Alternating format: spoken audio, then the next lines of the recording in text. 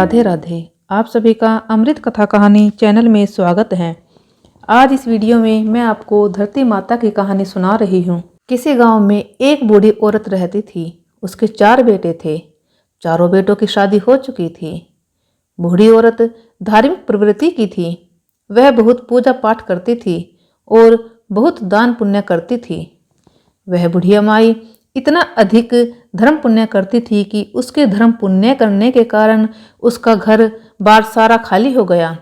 उसने अपने घर की सभी आवश्यक वस्तुएं दान कर दी। इसी तरह फिर एक दिन उसके अत्यधिक धर्म पुण्य करने के कारण धर्मराज जी का सिंहासन हिलने लगा। तब धर्मराज जी कहने लगे कि ऐसा कौन दानी हो गया जिसने धर्म पुण्य करके मेरे सिंहासन को हिला दिया है। इसके तत्पश्चात धर्मराज जी कहने लगे कि अगर यह दानी इसी प्रकार दान पुण्य करता रहेगा तो यह मेरे सिंहासन को छीन लेगा। और फिर धर्मराज जी ने इस कार्य के लिए यमराज को भेज दिया। यमराज ने दानी का पता लगाते हुए धरती पर आकर एक कोढ़ी व्यक्ति का रूप धारण कर लिया और फिर वह कोढ़ी रूप धारण करके उसी गांव में आ गया जहां वह बुढ़िया रहती थी। वह कोढ़ी सारे दिन गांव में कपड़ा मांगते हुए घूमता रहा, लेकिन किसी ने भी उसे तन ढकने के लिए कपड़ा नहीं दिया। सर्दियों का समय था और बहुत तेज ठंड पड़ रही थी। वह कोढ़ी फटे पुराने भेष में घूमते हुए सभी के घरों के सामने से गुजरते हुए आवाज लगाता हुआ जा रहा था कि कोई मुझे कपड़ा दे दो, कोई मुझे कपड़ा दे दो, तन ढकने के लिए कोई मुझे कपड़ा दे दो। लेकिन किसी ने भी उसकी इस बात की परवाह नहीं की। सारा दिन वह कोढ़ी गांव भर में यह कहता हुआ घूमता रहा। अब रात का समय हो गया था कि तभी उस बुढ़िया को यह आवाज सुनाई पड़ी। तब वह अपनी बहू से कहने लगी कि बहू उठो और जाकर देखो कि बाहर कौन है। मुझे यह किसी भिखारी की आवाज लगती है। उसे सर्दी लग रही होगी, शायद तुम बाहर जाकर देखो। उससे पूछो कि उसे क्या चाहिए। तब वे अपनी सास की बात सुनकर कहने लगी, माँ जी, अपने द्वार पर तो कोई ना कोई मांगने के लिए आता ही रहता है।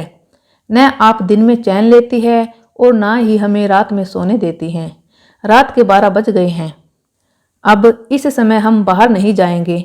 आपको तो नींद आती नहीं है और हमें आप सोने नहीं देती। और इस प्रकार कहकर तीनों बहुओं ने बाहर जाने के लिए मना कर दिया। परंतु चौथी बहू कहने लगी कि माँ, आप निश्चिंत रहे, मैं जाकर पता लगाती हूँ कि बाहर कौन आया है। और फिर वह बहू बाहर आकर देखती है कि बाहर एक कोढ़ी बैठा है। तब वह बहू उस कोढ़ी से पूछती है कि बाबा, आपको क्या चाहिए। तब वह कोढ़ी रूप धारण किए हुए यमराज कहने लगा कि मैं कोढ़ी हूँ, मुझे सर्दी लग रही है, आप ओढ़ने के लिए कोई वस्त्र दे दीजिए। और फिर वह बहू उसकी सब बात सुनकर घर के भीतर चली गई और अंदर आकर उसने सारी बात अपनी सास से बता दी। बहू की सारी बातें सुनकर बुढ़िया माई कहने लगी कि बहू, तेरे पिताजी के ऊपर जो कंबल है वह कंबल ले जाकर उस कोढ़ी को दे दो। यह बात सुनकर वह बहू कहने लगी कि नहीं माँ, अगर ऐसा किया तो पिताजी ठंड से मर जाएंगे। बुढ़िया माई फिर से बहू से कहने लगी कि मेरे ऊपर जो गुदड़ी है वह तेरे पिताजी पर डाल दे और उनका कंबल उतार कर उस जरूरतमंद भिखारी को दे दे। हम तो फिर भी घर के भीतर हैं, दरवाजे बंद करके बैठे हैं, उसके पास तो कुछ भी नहीं है।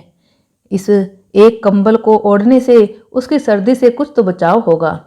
तत्पश्चात वह बहू अपनी सास की बात को मानते हुए कंबल को लेकर गई और बाहर द्वार पर बैठे उस भिखारी कोढ़ी को दे दिया।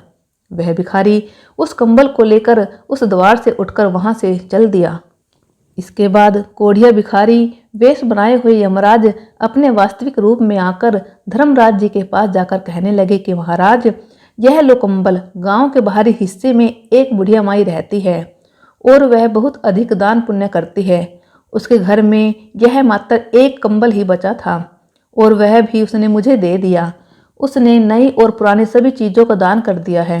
उसके घर में दान के लिए अब कुछ भी शेष नहीं बचा है। यह बात सुनकर धर्मराज जी कहने लगे कि अब वह बुढ़िया माई अवश्य ही मेरा सिंहासन ले लेगी। और फिर धर्मराज जी दूत से बोले कि तुम जाओ और उस बुढ़िया माई को यहाँ लेकर आओ। अब वह दूत धर्मराज जी की आज्ञा का पालन करते हुए उस बुढ़िया माई को लेने के लिए धरती पर आए और उसे साथ लेकर चले गए। बुढ़िया ने वहां पहुंचकर जैसे ही पहला कदम उठाया, रखने के लिए तो नीचे पानी था, उसे पैर रखने के लिए धरती तक नहीं मिली। यह सब देख बुढ़िया माई अचंभित रह गई और जहां बुढ़िया माई खड़ी थी वहीं रह गई और फिर मन में विचार करती हुई भगवान से कहने लगी कि हे भगवान, यह क्या है, अब मेरा क्या होगा। और फिर बुढ़िया माई कहने लगी कि महाराज, मेरे पैरों के नीचे धरती नहीं है, मुझे धरती चाहिए, मुझे धरती दो। तब भगवान बोले कि धरती तो बुढ़िया माई तूने मोल नहीं ली, मैं तुझे कहाँ से धरती ला कर दूँ। यह बात सुनकर बुढ़िया माई गुस्से के स्वर में कहने लगी कि जब मुझे खड़ी रहने के लिए और चलने के लिए धरती ही नहीं मिलेगी तो आप मुझे यहाँ लाए ही क्यों हो। तब धर्मराज जी कहने लगे कि धरती तो जो मोल लेता है उसे ही यहाँ धरती मिलती है। फिर बुढ़िया माई विनम्र भाव से कहने लगी कि महाराज, मैं यह सब नहीं जानती थी, धरती मोल किस प्रकार लेते हैं, मुझे यह सब बताइए। आप बिना धरती के मैं यहाँ कैसे रहूँगी।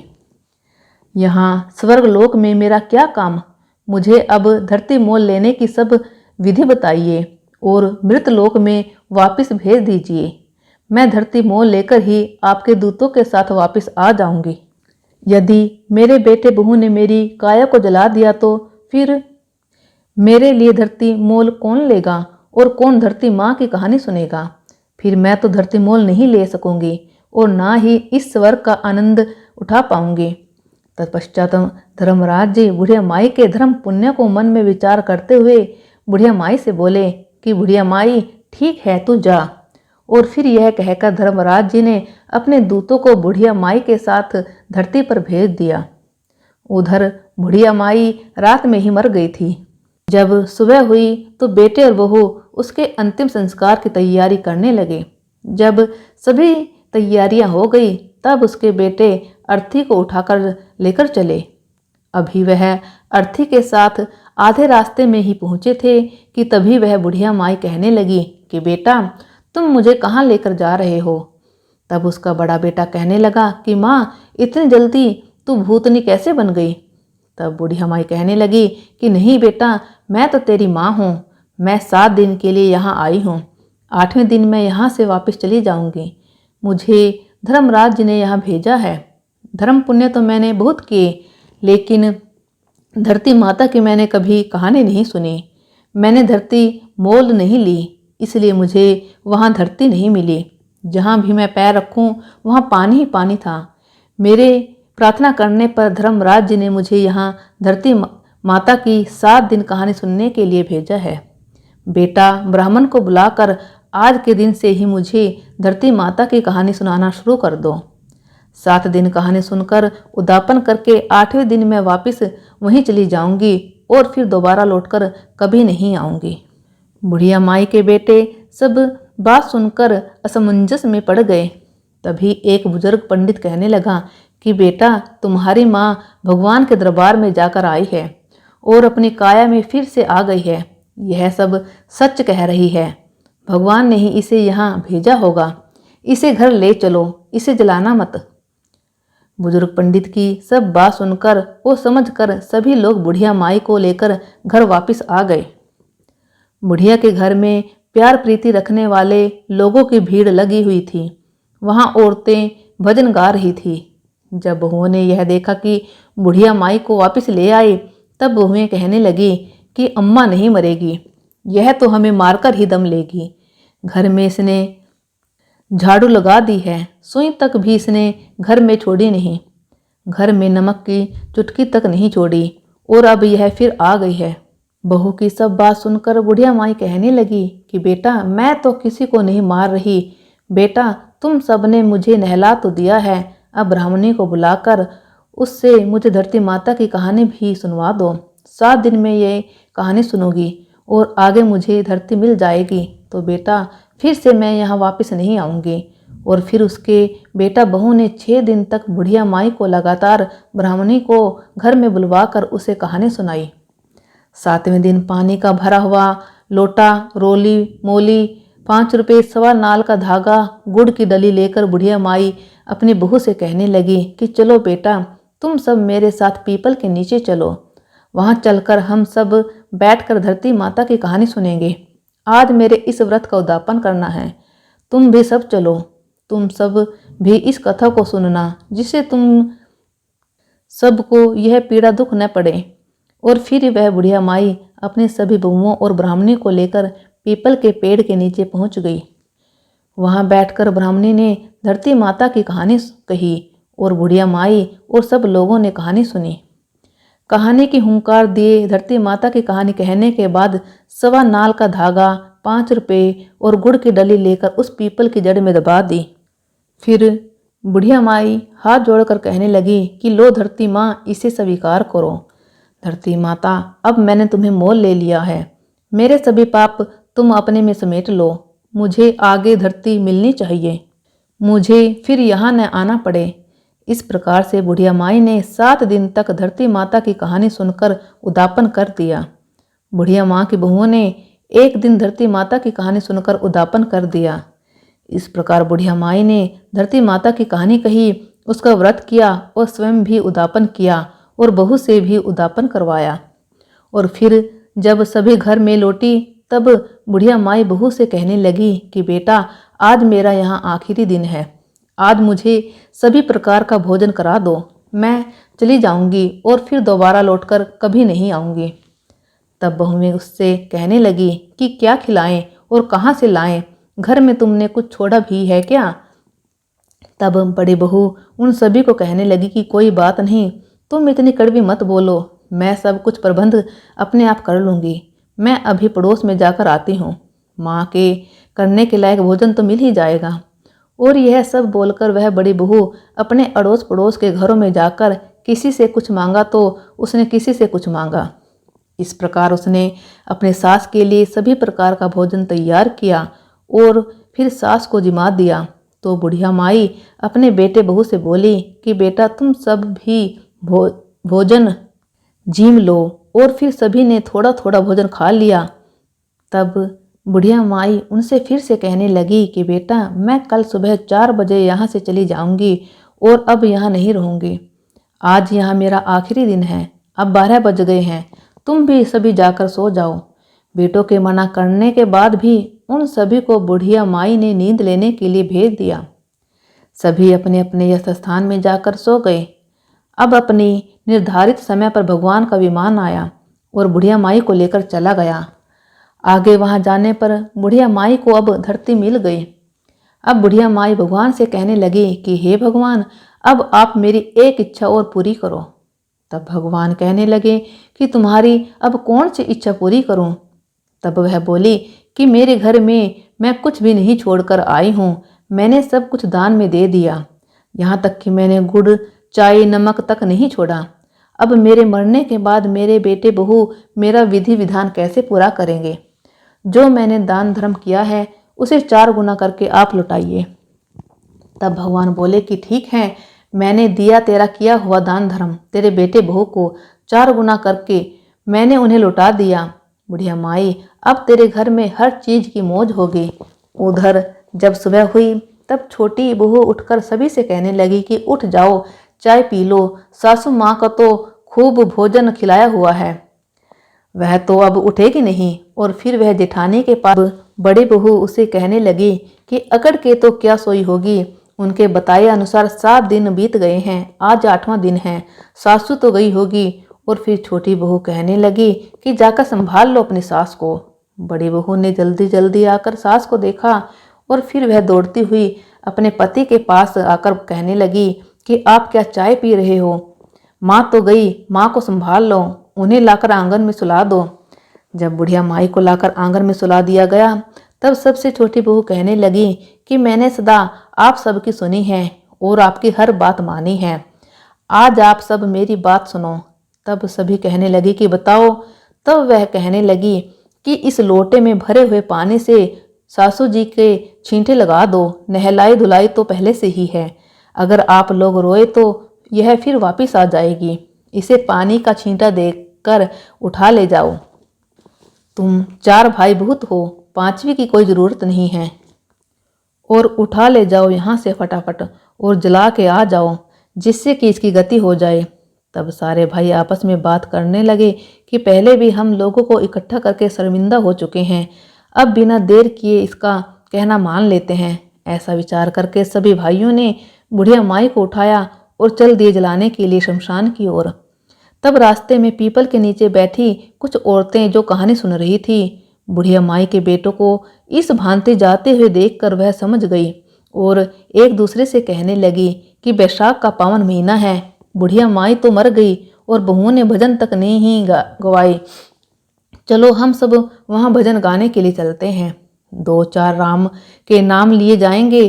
और यह विचार कर वह सभी बुढ़िया माई के घर जाकर भजन गाने लगी। उधर बेटों ने बुढ़िया माई का दाह संस्कार कर दिया और अब वह घर की ओर आने लगे।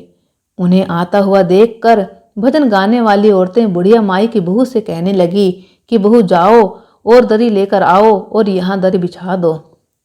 तब वह कहने लगी कि मरे न मराए, बुढ़िया माई उसे दाग देकर जब हमारे घर वाले आएंगे तभी हम दरी बिछाएंगे।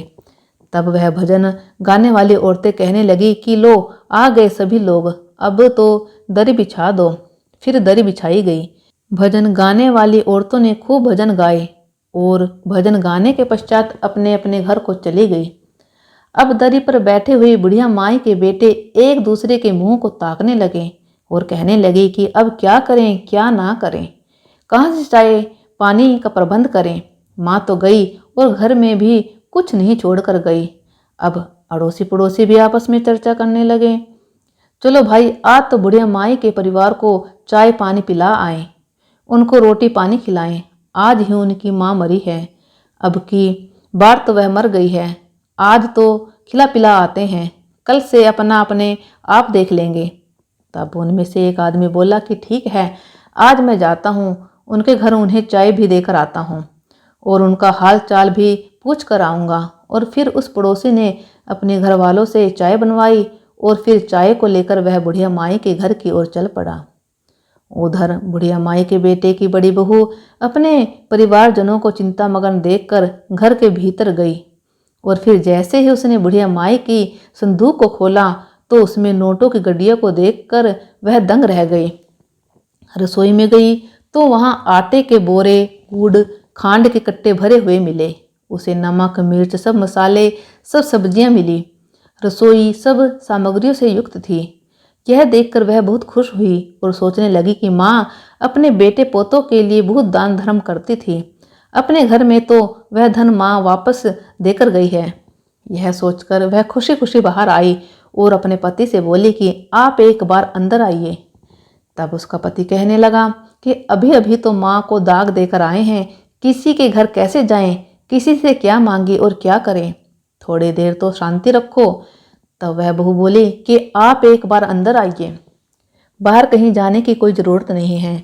यह सुनकर वह अंदर गया और अपने पत्नी के कहे अनुसार उसने संदूक को खोलकर देखा तो उसने देखा कि माँ के संदूक में तो नोटों की गड्डियाँ भरी हुई हैं। फिर वह बोली कि अब रसोई में चलिए। फिर वह रसोई में गया तो वहाँ पूर्ण सामग्री से भरी हुई रसोई को देखकर अपनी पत्नी से कहने लगा कि माँ तो हमें बहुत अधिक धन देकर गई है। और फिर वह दोनों बाहर आए और दरी पर बैठ गए।